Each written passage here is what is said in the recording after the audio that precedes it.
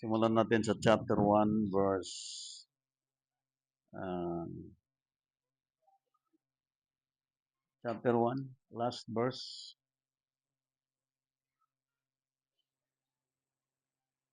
Lucas chapter 1, last verse. At sa ating pagsisimula ay atin pong himayin ang pag-aaral sa salita ng Diyos.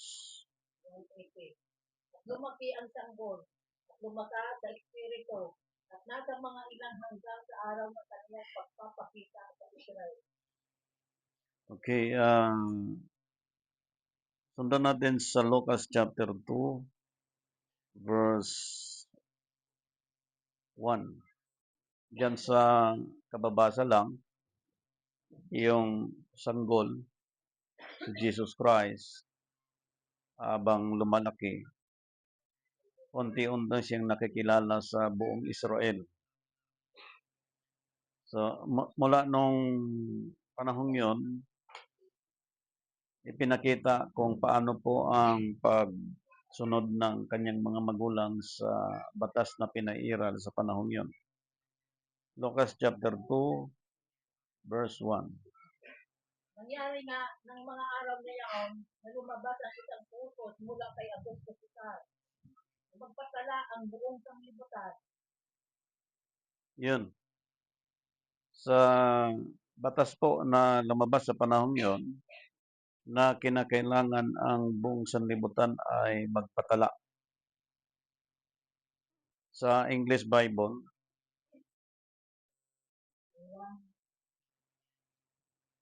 It came to pass in those days that there went out a decree from Caesar Augustus that all the world should be taxed. yung utos, yung batas na pinairal sa panahong yon,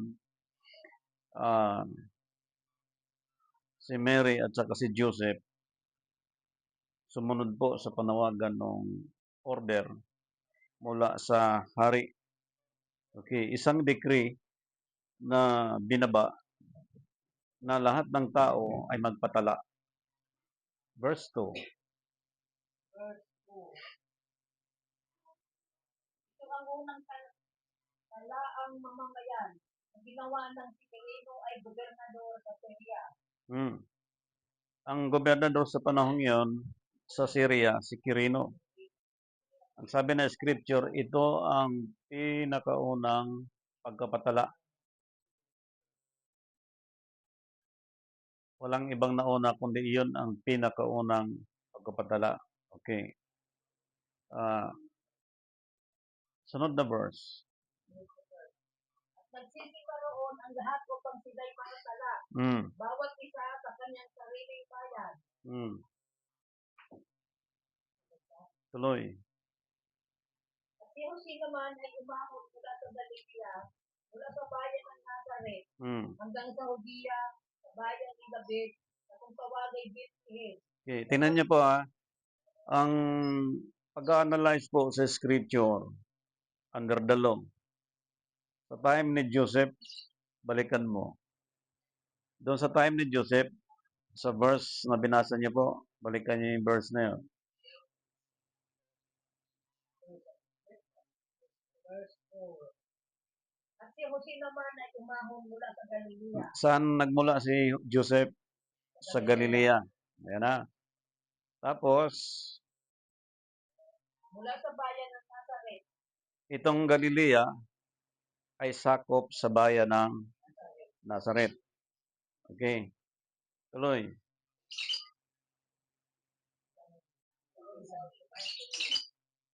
Hanggang sa Judea.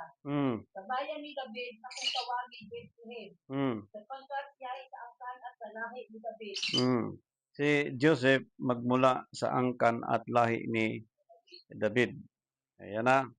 Yung angkan at lahi ni David. Yan po ang pinagmulan ni Joseph. Okay. Ginawa ni Joseph yon dahil may order si Quirino na kailangan magpatala ang buong mundo. At yun ang pinakauna-unahang pagpapatala. Bantayan natin yung scripture sapagkat tayo ay sumunod po sa batas na kailangan tayo pag sinabing census, pagpasok sa family, sinong may-ari ng bahay na to? Si ganito. Anong pangalan niyo po? Babae. Ang husband mo, anong pangalan? Ilan ang inyong mga anak? Anong pangalan? Ganun po, ililista yon. Yan ang census.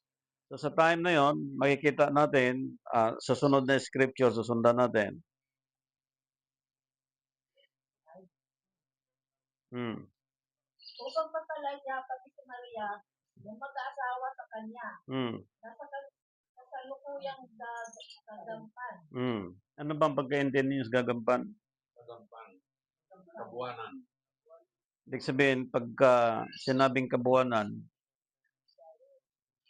ang bata, ang sanggol, ang binubuntis, lahat ng doktor sa buong daigdig ay under oath na kailangan ang sanggol, ang binubuntis ay maipanganak eksaktong 9 na buwan. So sa time na yon, sa census time na yon, ang tiyan ni Mary ay kagampanan, kabuwanan. Okay. Ngayon, malinaw na yung panahong yon kay Quirino, kay Cesar, so ipitok kalendar, Gregorian.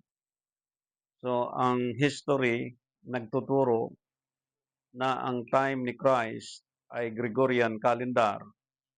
At ang couples na ito, Mary and Joseph, under the law, obligado silang magpatala na magmula pa si Joseph sa Galilea na sakop sa isang bayan na itong taong ito ay mula sa angkan ni David. So parang history na from Noah's time after flood, anong nagaganap sa buhay ni Noah na may 3 siyang anak, okay?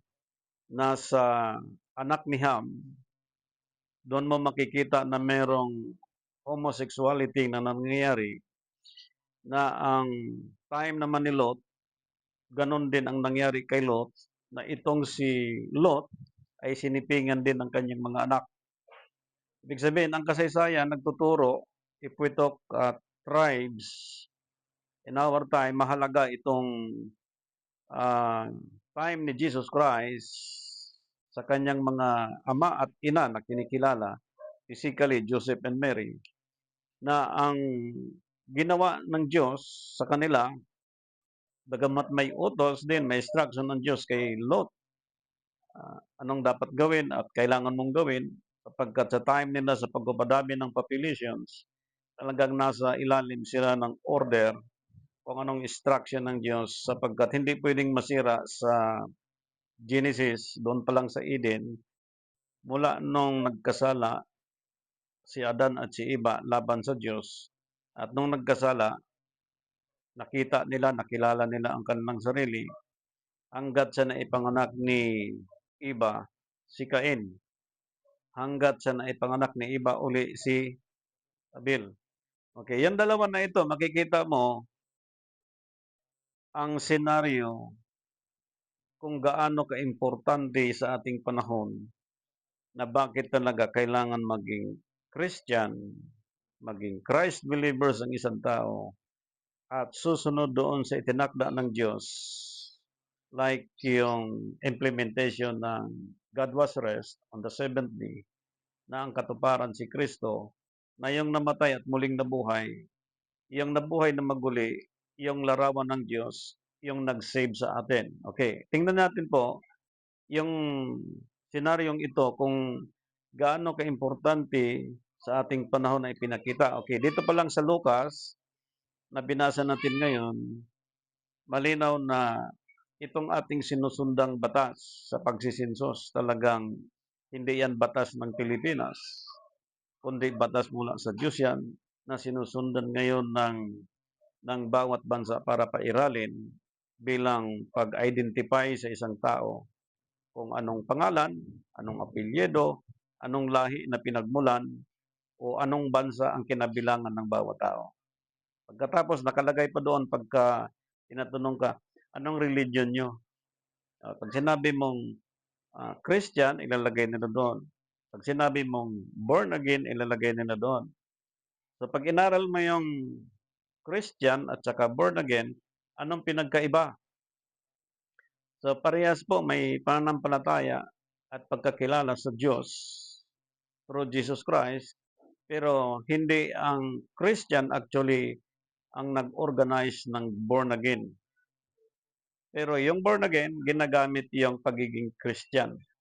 So hindi na ito importante sa ibang tao, pero ito po ay mahalaga kung paano po makikita natin yung kasaysayan sapagkat may tribo na itinakda ang Diyos na 12 tribo na doon nagmula sa kanila yung sistema kung paano ang lust of the flesh, kung paano ang tao naggumon sa pagkakasala, na ito ay pinakakahihiyan na bagay na nangyari sa isang tao, na ito ay hindi maikwento ng sino mang tao. But ang Scripture, naglilinaw upang tayo at ang sino man ay makalaya dito sa sinasabi ng banal na kasulatan po. Okay. Kaya po may confession. Kailangan talaga mayroong confession sapagkat ang tanging makapagsalita tungkol doon sa mga bagay na ngayon hindi masabi ng tao ngunit masabi ng Biblia. Okay.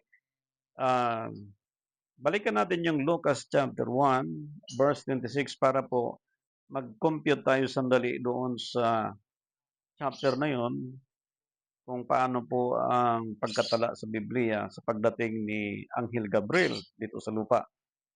Medyo ikot natin doon sa birth of Jesus Christ and then yung buwan kung kailan siya pinanganak at yung first month niya sa daigdig na ito, kung gaano ka-importante ito sa time natin. Okay. Pagdating po sa tribo, because we are tribe of Filipino. Okay. Kasi sa 6 na buwan ay sinubo ng Diyos at Anghel Gabriel sa isang bayan ng Galilea, ngalay Nazaret. So, ibig sabihin yung 6 na buwan na yon, sa tala kanina, Gregorian calendar, sa panahon ni Cesar, yung 6 months na yon, sa time natin, ang pinaiiral dyan, yung Gregorian calendar, na ang 6 months sa Gregorian calendar ay June. Buwan ng June. Buwan ng June, 6 months, dumating si Gabriel na anghel ng Diyos. Okay? So, sunod na verse. Sa isang dalagang mag-aasawa sa isang lalaki na ang kanyang ngalay Jose. Sa angka ni David at Maria ang pangalan ng dalaga. At pumasok siya sa kinaroroonan niya at sinabi, magdala ka, ikaw na totoo pinakamamahal, ang Panginoon ay sumasa iyo. 29. Katapos siya'y totoong nagulumihan. Sasabi nito, at iniisip sa kanyang sarili kung anong bakit kaya ito. 30. At sinabi sa kanyang ng anghel, huwag kang matakot, Maria, sapagkat nakasumpong ka ng biyaya ng Diyos. Anong sabi ng anghel? Huwag kang matakot, Maria, sapagkat nakasumpong ka ng biyaya ng Diyos. Yan na. No. Sunod na verse. 31. At narito, maglilihi ka sa iyong tiyan, at manganganak ka ng isang lalaki, at tatawagin mo ang kanyang pangalan, Jesus. 32. Siya'y magiging dakila, at tatawagin anak ng kataas-taasan, at sa kanya ibibigay ng Panginoon Diyos ang tuklukan ni David na kanyang ama. Yan. Tingnan niyo, si Joseph at si Mary mula sa angka ni David, na ang angka ni David ay mula sa angka ni Juda. Yan na. Ngayon, doon sa sinasabi ng anghel, malinaw na susunod siya sa tribo kung saan nagmula ang kanyang magulang kung ano ang paghahari ni David sa kanyang time, kung paano nabagsak. Balikan mo yung scripture. Ito. Ay siya'y magiging dakila at tatawagin anak ng kataas-taasan. Ano ang itatawag sa kanya? Anak ng kataas-taasan. Dakila at anak ng kataas-taasan. Tuloy. At siya'y ibibigay ng Panginoong Diyos ang luklukan ni David Yun. sa kaniyang ama. Ibig sabihin, yung paghahari ni David, siya ding paghahari na magaganap sa panahon sa anak ni Mary, na siya ding katuparan ng Isaiah chapter 9, verse 6, na tatawagin siyang Prince of Peace, Counselor, Everlasting Father, Mighty God. So, yung propesya ni Propeta Daniel at sinabi ngayon ni Gabriel nung pagdating niya on the 6th month of Gregorian calendar sa panahon ni Cesar, ibig sabihin, nung tinanggap ni Mary yung mensahe na mula sa Diyos na dala ng anghel, ang binhi, magsisimula ka ng bilang from June on the 6 months of Gregorian calendar. Ang isang buwan sa tiyan ni Mary ang binhi is July. Okay. Ngayon, itong tawaging kataas-taasan, sa month of July, unang buwan nito sa tiyan ni Mary. July. Sunod ng buwan ng July sa Gregorian. August, September, October, November, December, January, February, March. 9 months. Ang kapanganakan ni Jesus. Now, after March, from March, ang kasunod na buwan is April. Yung April ay first month ni Jesus Christ sa daigdig na ito. So, ibig sabihin, itong 2 buwan ito, okay, ipinakita pa lang sa 2 buwan ito kung gaano kaimportante sa buong daigdig sa mga believers in Christ. From March and April. Na itong March ay 9-month na kabuwanan, kagampanan ni Mary nung nagpatala siya, which is March, na nung pinanganak ni Mary, eksaktong 9 months sa buwan ng March, na ang kasunod na buwan ng March sa Gregorian calendar ay April. Na yung April ay first month ni Jesus Christ sa daigdig na ito. So, ang tanong, gaano ka-importante ito sa tribo ng mga Pilipino at iba't ibang tribo? Sapagkat ang binanggit na pagpapatala dito, hindi lang isang bansa kundi buong mundo. Sinabi kanina, saan galing si Joseph? Sa isang lugar na Nazareth. Na itong Nazareth sakop ng Bethlehem. Sakop ng Israel. Sa ngayon, makikita mo, ang Pilipinas, puro Pilipino lang bang nakatira? Hindi. May Amerikano, may Muslim. Lahat ng klaseng lahi sa buong daigdig halos nandito na. Sapagkat ang mga ito, karamihan po ng mga foreigner ay mayroong mga business. At makikita mo ang tao sa Pilipinas halo. At bibihira kang makakita, pag pumunta ka ng Makati, bibihira kang makakita ng mga pangkaraniwang tao. Karamihan mga negosyante, mga nag-oopisina. Pero pag pumunta ka sa bandang Bulacan area, mapansin mo ang kaibahan ng galaw ng mga tao. Pero kalimitan, hindi mo na ma-identify ang isang tunay na Pilipino. Pero kapag pumunta ka ng Antipolo, Tanay, sa mga bukid ng mga liblib na lugar, doon makikita mo yung mga dumagat na talagang masasabi mo ito yung mga ah, orihinal na mga Pilipino. Kulot ang buhok, ah, ang balat nila maitim, walang alam sa mga lotion-lotion, make-up, na ang buhay lang nila doon lang sa bukid umiikot. At sa mga 60s time, 60, 50s time, ang mga ito ay hindi civilized. Pero ngayon, mga 80s and 90s, 2025, marami na pong na-civilize sapagkat ang gobyerno nagkaroon ng mga mission para i-educate ang mga nasa bundok, tuturuan, pangaralan at libreng pag-aaral para sila po makahalubilo sa sistema ng daigdig kung paano po ang batas like nung pag-census. Hindi sila ma-isolate sa bilang isang Pilipino. Okay. Mahalaga ang tribo. Ngayon, pupunta tayo doon sa aral na ito sapagkat yung tribo ni Zebulon, ito si Zebulon sa history, kung inyo pong napag-aralan po yan, siya ay pang-anim na anak ni Leah kay Jacob. Yung lumabas itong si Zebulon, sapagkat isa si Zebulon sa 12 tribes na Israel, Jacob, na merong istorya po na pinakita dito kung paano po lumawak ito sa panahon natin, kung anong bit-bit nitong 2 buwan na pinag-uusapan natin from March and April. Okay.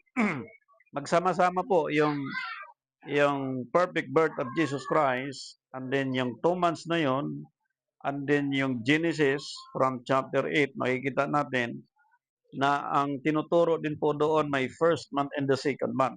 Okay. Sa mga nag-aaral po, kuha nila ito sa mga professor, mga kapatid. And I hope sa mga believers in Christ, mahalaga na ma-pick up natin na itong 9 months na birth of Jesus Christ, hindi December 25, kundi ang tinuturo ng Scripture is March. Okay. Dito sa tribong ito, makikita natin yung sa Judges chapter 1 verse 30. Judges chapter 1 verse 30.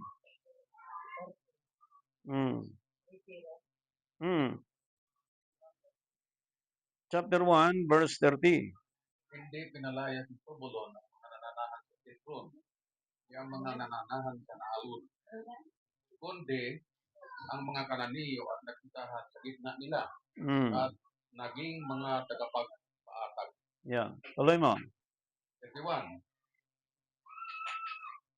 Hindi pinalayas ng Aser ang mga taga-Ako, ni ang mga taga-Sidon, ni ang mga taga-Alhab, ni ang mga taga-Aksin, ni ang mga taga-Helba, ni ang mga taga-Apit, ni ang mga taga-Riho. 32.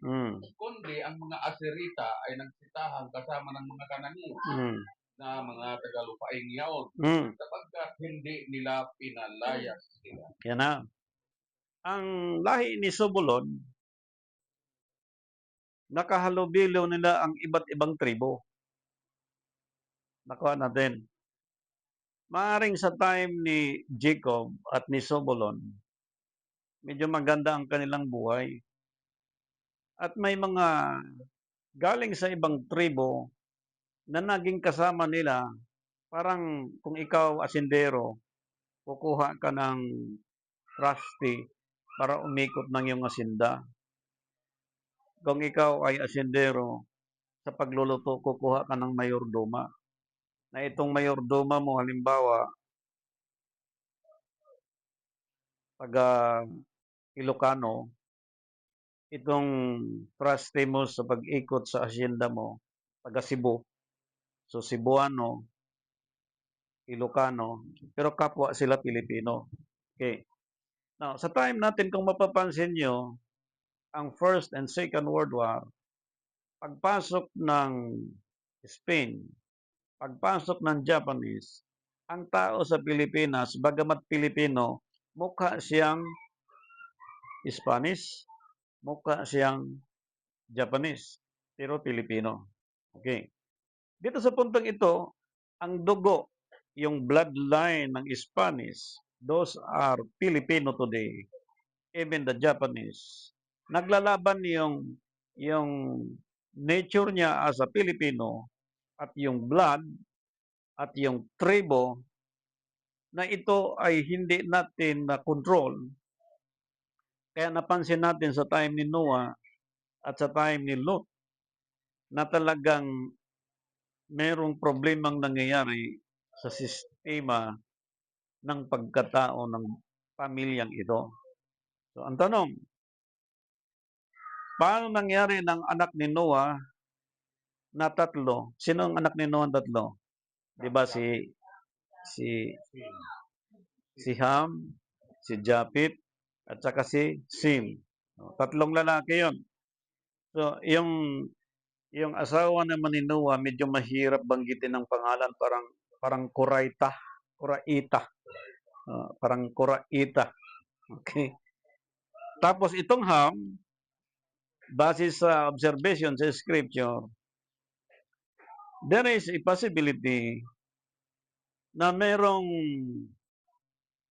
sexual na nangyari doon sa kanyang nanay, na ang naging anak ng nanay sa kay Ham ay si Kanaan.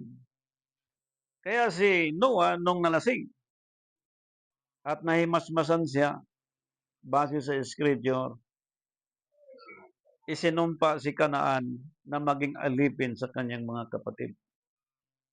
So, ang history po, pag napansin mo, hindi masyadong kineklarify. Pag nilalima ang pag-aaral, makikita mo, sapagkat walang ibang babae sa time ng kundi si Kuraita lang. Now, in our time, as a Filipino citizen, even in a foreign country, sa history, kung may kaibigan kang foreigner pag-usap around the world, kwento sa'yo, totoo ba itong nangyayari? Wala na ba ito sa panahon natin? No. May bansa ngayon na pwedeng ikasal ang lalaki sa kapwa lalaki. Na merong bansa ngayon na pwedeng magpalitan ang mag-asawa in 1 week, in 1 month. May bansa ngayon. So, kung pag-uusapan yung time natin, redeeming the time because the days are evil, meaning, ang time ni Noah at ni Lot until now, bagamat si Kristo hinayag na sa buong mundo that He is our Savior, ang last of the place, nagpatuloy sa panahon natin ngayon at nakita natin dito po sa maikli lang po nating pagtatalakay na merong problema sa tribo na nagpapairal sapagkat actually ang itinakda dito na magiging priest o sacerdote talagang mula sa angkan ni Levita. Okay? Nung kinuha na mga priest mula sa angkan ng mga Levita, itong mga priest na ito hindi nagsasabi ng totoo. Kaya napansin ni Isikayas sa Biblia po, tika mo na bakit nagkaganito? May nakasulat dito na merong palatuntunan ang Diyos, ba't hindi pinaiiral? Okay, ibang topic po yan. Pero ang drive po talaga nun, ang sinisisi ni Propeta Isikayas, ang mga priest, mga sacerdote, sa Tagalog, mga pare. Okay, hindi naman lahat. Ewan ko lang ngayon kung may mga paring okay. So, okay din po tayo doon. Pero sa mga hindi pa tunay na pare, pasensya na. Sapagkat ibang tribo pa kayo. Kami, tribo, as a Pilipino, may ang apelido ko, ganitong apelido ko, Herbaboy na. Pero hindi na po pwedeng kumukunik sa tribo ko sa aking kinagisnan, kundi tribo ni Kristo. Now, as a Christ believers, kailangan natin i-connect ang ating tribes kay Christ, hindi sa inyong tribo. Kasi ang tribo natin, punong-puno ng kasinungalingan. Okay. Ngayon, ipinakita dito sa talatang ito na iba't ibang tribo naging kaibigan ni Zebulon, Aser, pero hindi nila tinaboy. O halik kayo. O, na-reconcile nila. Siguro magandang buhay nila noon. Dito sa atin, ganun na rin pong nangyari. Kapag may iba't ibang taga-bansa nandito sa bansa natin, hindi natin tinataboy. O may passport ka, o may visa ka, o ilang taon ka dito. Ngayon, napapansin natin minsan, pag nahuli ng pulis, yung pumasok walang visa, tapos walang passport, minsan pinadeport yun. Sa balita po, nangyayari yan.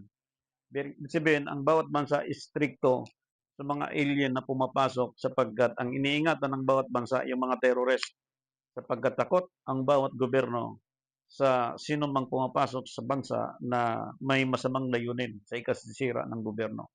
Now, sa time natin, sa paglilingkod sa Diyos, if you are the leader of your church, titingnan mo rin kung sino ang mga followers in Christ, kung namuhay sa salita ng Diyos, sinong namuhay at sinong hindi. Sinong nagpatuloy, sinong hindi. Sinong sagrado ang pagkakilala sa pagsunod sa Diyos, sinong hindi. So, tinitingnan po yan.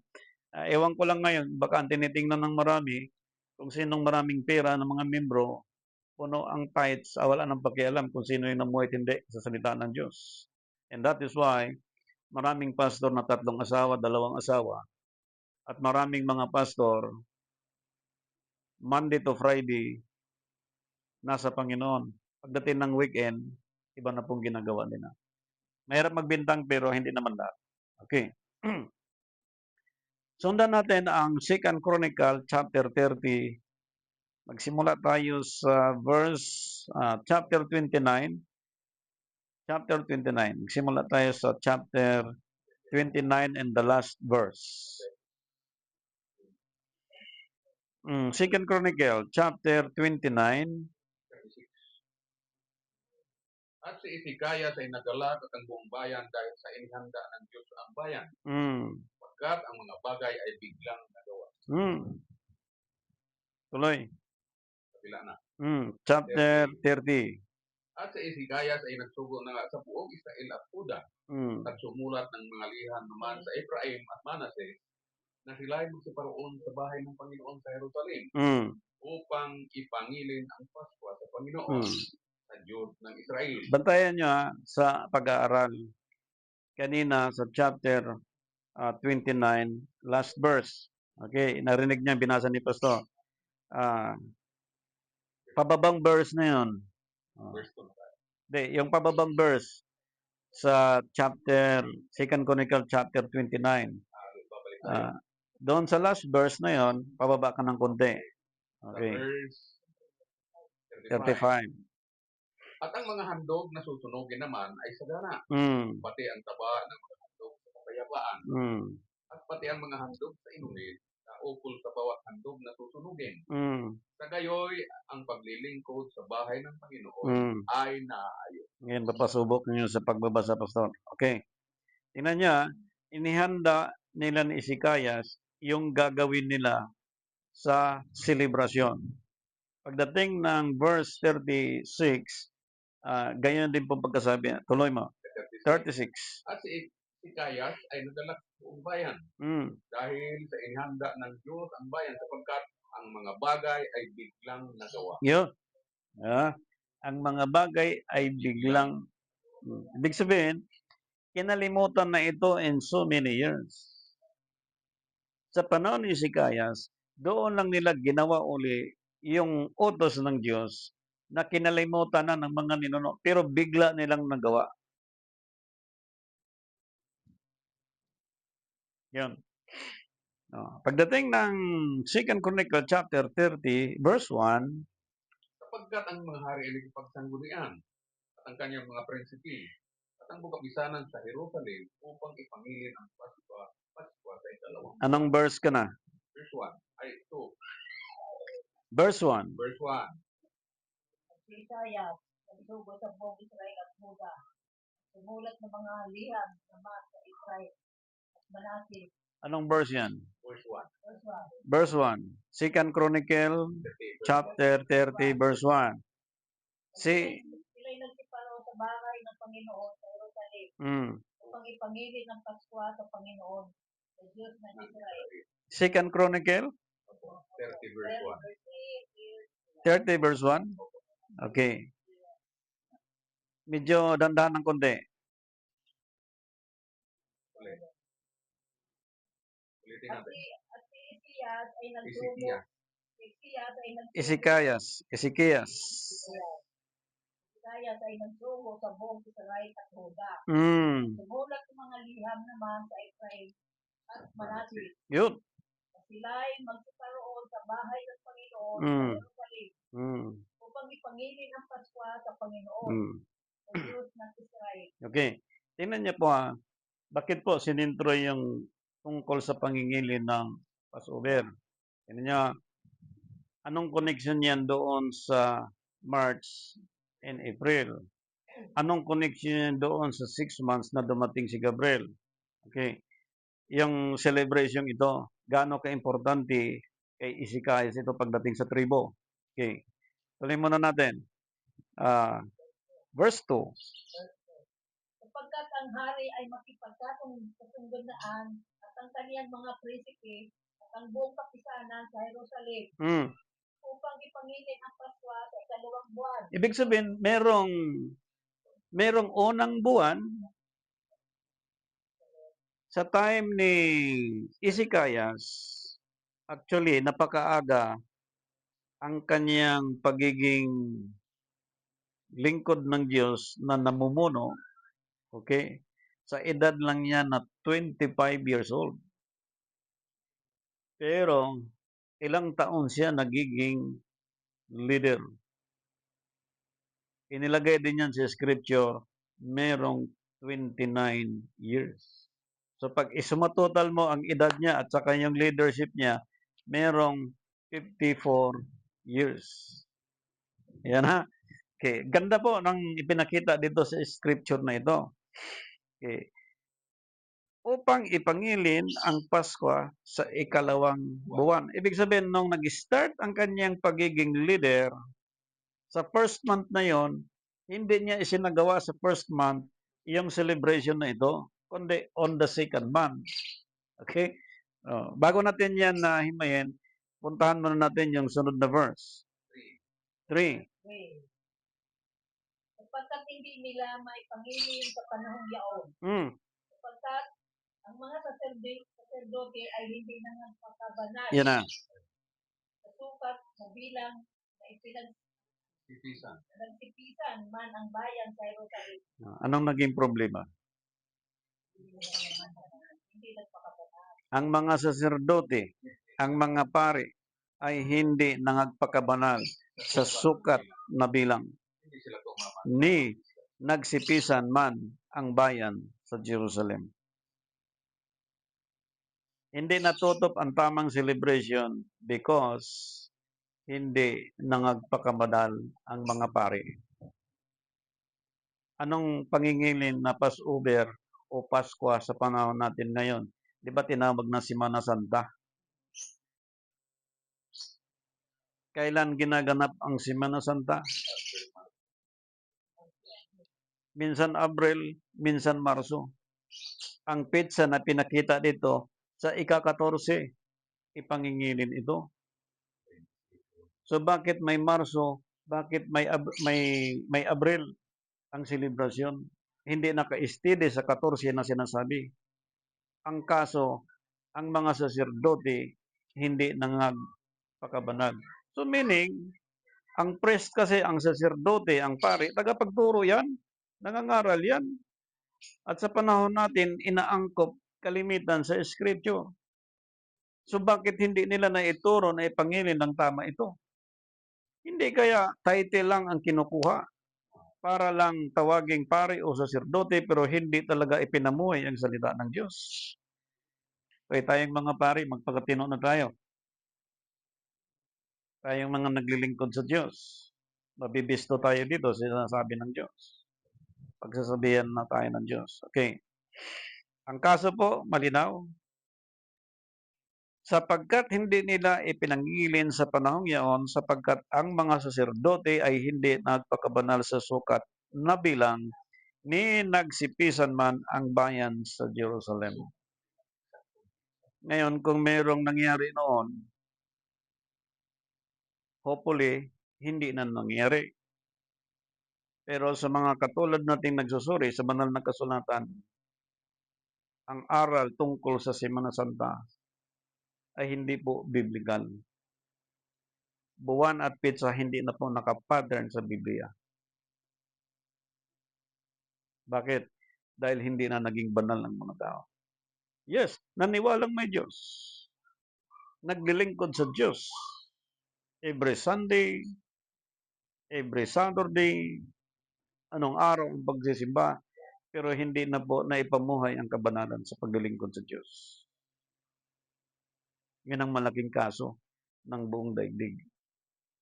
Ngayon, ang tribo ni Christ mula sa Juda, nagkasala si David laban sa Diyos. Sa pagkakasala ni David, sa pagkabagsak niya, itong tribo na nagmula sa Huda, itong lahi ni Joseph at ni Mary, na ang pinanganak ni Mary ay si Jesus, na ang nanganak kay Jesus physically ay mula sa angkan ni Huda, na itong mula sa angkan ni Huda na si Jesus, physically, siya ngayon ang mag-restore ng kaharian na nabagsak sa kaharian ni David. Ano yung nabagsak? Hindi lang sa lust of the flesh, kundi pagsira ng mga tuntunin ng Diyos sapagkat ang tao hindi na namuhay sa kabanalan. Now, apektado ba ang tribo ni Zebulun? Apektado. Itong nangyayari. Ang verse 4, nilinaw po dito, at ang bagay ay matuwid sa harap ng mga mata ng hari at sa buong kapisanan. Sa gayoy itinatag nila ang pasya upang magtanyag sa buong Israel mula sa Beersheba hanggang sa Dan, na sila'y magsiparoon na ipangilin ang Paskwa sa Panginoon, sa Diyos ng Israel, sa Jerusalem. Saan? Sa Jerusalem, sapagkat hindi nila ipinagdiwang sa malaking bilang sa gayong paraan na gaya ng nakasulat. Oh, and how many billions today? More than 8 billion. And how many nations today? 197 nations. Ilan lang kaya ang gumanap nito? Sino kaya ang gumaganap nito sa panahon? Anong grupong gumaganap nito sa tamang buwan at tamang pitsa? Sino? As long as we follow the tribes of Christ, si Christ ang nag-restore sa lahat ng bagay mula sa angkan ni Huda, sa kanyang kingship time, that we are under Jesus Christ government, and hopefully ang buong nation magpailalim sa kanyang government. Kasi po, ang ipinakita ng Scripture sa Jerusalem sapagkat hindi nila ipinagdiwang ng malaking bilang. Ibig sabihin, bumibilang ito hindi lang sa 50 o 100 years na hindi po nila ipinagdiwang. Kaya meron pong tinatawag na Dark Ages. Ilang taon ang Dark Ages? Ganun katagal. More or less 400 years. Ibig sabihin, ganun katagal ang paglimot ng ating tribo sa mga tuntunin ng Diyos. Kaya nung dumating ang First and Second World War, lalong nabulabog ang ating pananampalataya. Hanggat dumating din ang 1521 century, lalong nabulabog ang ating pananampalataya tungkol sa Diyos. Sapagkat maraming pari hindi namuhay sa kabanalan. Anong nangyari sa atin? Una, lumuhod tayo sa ribulto. Una, pagapanggapang tayo, ang ating mga tuhod ay kinukubala na sa pagluhod panalangin sa Diyos. Pero yun pala hindi kinikilala ng Diyos ang ganun pong paglilingkod sa Kanya kapag mali ang pagsunod sa Kanyang katuwiran. So bakit natin binanggit ito? Sapagkat nung nagpatala si Mary at si Joseph doon sa order ni Cesar, ni Quirino, hindi sila nagtago, hindi sila nagsuway doon sa order ng batas na yun, kundi lumabas sila mula sa kanilang tahanan, lahat ng mga tao, at nagpatala sila base sa batas. Ibig sabihin, sa panahon natin ngayon, nagmula pa sa panahon ni Kristo, ang census, ang tao kaya nabilang kahit bagong panganak nakalista. Lahat ng nangamatay nakalista. Pag tiningnan mo, ilang libo namatay sa isang araw. Pag tiningnan mo yung listahan, ilang libo ang pinanganak sa isang araw. Pag tinutal mo sa ilang taon, ilang milyon ang tao sa loob ng isang taon. Kaya makita mo pagdami ng population. Kaya ang tribo, makikita mo, para siyang kabuti. Dati sityo lang ito. Ngayon baryo na. Dati baryo lang ito. Ngayon lungsod na. Kung napapansin natin, dadaanan ko to dati lubak-lubak lang ito. Ngayon, espalto na. Ang mga bahay dito dati, barong-barong na. Ngayon, building na. Kasi po, ang pagdami ng populations, tulad sa tribo ni Zebulon, hindi mapigilan yan. Dahil, mula sa Eden hanggang kay Noah, si Noah ay inorderan ng Diyos, magpakarami kayo. Hanggang kay Lot. Kaya kung kasalanan ng pag-uusapan, kung sinong nagkasala sa ating panahon ngayon, mas matindi ang kasalanan sa panahon ng Old Testament before Christ. So after Christ, tayo ngayong nakasumpong ng katotohanan through Jesus Christ, hindi tayo pwedeng magmalaki sa panahon natin ngayon. Because we are sinners before.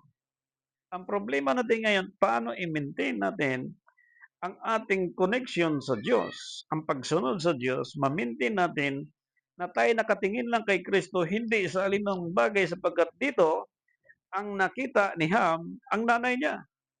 Dito ang nakita sa anak ni Lot, ang tatay niya. Kaya kung issue ang pag-uusapan, matindi ang issue sa panahon ni Lot. Mag-ama. At dito rin mag-ina kay Noah. At ano ang nangyari sa panahon ni Noah? Flood. Buong daigdig. Ang nangyari sa panahon ni Lot? Sunog, apoy, Sodom at Gomora. Sapagkat ang lalaki nakipagtalik sa kapwa lalaki. Ngayon, sa panahon natin ngayon, maraming pastor na mga silahis. Those are member of any churches. Mag-ingat kayo sa mga silahis niyong pastor. Sapagkat mahilig yan sa mga gwapo. Ito po ay pagbubulgar na. Sapagkat maraming magagaling na preacher dyan sa Facebook. At mapapansin nyo, hindi lang kilos pati pananalita.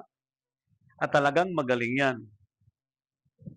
Kaya tumatanggap ng 30,000, 40,000 every preaching yan. Kasi magaling nga. Pero ano bang habol natin sa magaling? Pag tinanong mo, kailan ang unleavened bread ang inyong pagganap? Anong pizza? Anong buwan? Tanungin nyo, mga followers in Christ. Pag sinagot kayo, sunod na tanong, biblical ho ba yan? Biblical ho ba yan, pastor? Pag sinabi niyang oo, saan nakalagay? Anong chapter, anong verse? Ganun po ang pagsusuri niyan. Hindi tayo pwede pong ganun na lang tayo praising and worshiping pero ang pagsunod sa Diyos mali. Gano'n ka-importante ito? Sapagkat ang tao, iniingatan ang dignidad, apelyido, pagkatao, kalagayan,